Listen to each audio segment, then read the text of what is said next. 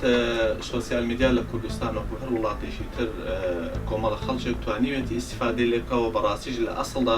سۆسیال میدیا بۆ خزمەتی مرۆڤایەتی دروستکراوە و کار ئاسانی و دەتوانین بڵێن خێرایی لە بەجێگاندنی کارەکانی ڕۆژانە هەم لە بابەتی پەیوەندیکردن هەم لەو شتانێک کە پێویستن بۆ ڕۆژانە بەڕاستی ئێستا بەنمونە مەسەلەن هەندێک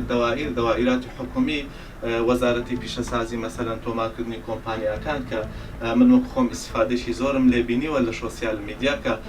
لە ڕێگەی ئۆنلاینەوە ئێمە دەتوانین کاروبارەکانی تەسجیلکردنی کۆمپانیا و کۆمەڵێک کاروباری دیکە و ئەو بابەتە مەسەلەن جێبەجێ بکەین. ئەو شتێ من پێویستم بووە لە ڕێگەی سۆسیال میدیاوە هەواڵەکەم پێگەشتوەوە سەردانی جێگاکەم کردەوە یەکێک لە سوودەکانێتی و چەندین سوودی تریشی هەیە بەڵام بەداخەوە لە کوردستان زۆرێک لە گەنجەکانمان بەڕاستی بە شێوەیەکی خراپ سۆسیال میدیا بەکارهێنن وەکو هەڕەشەکردن و بەتایبەتیش کە گەنجان لە ئافرەتەکان هەڕەشە دەکەن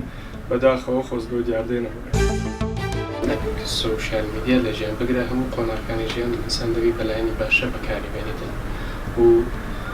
لە سۆشیال میدیا دەبینی ئینسانەکان هەیە لایەنی خراپی بەکاریبێنێت ئەوش دەگەرێتەوە لایەنی سەخافەتی ئینسانەکەی کە بە شێوازێک بەکاریبێنێت.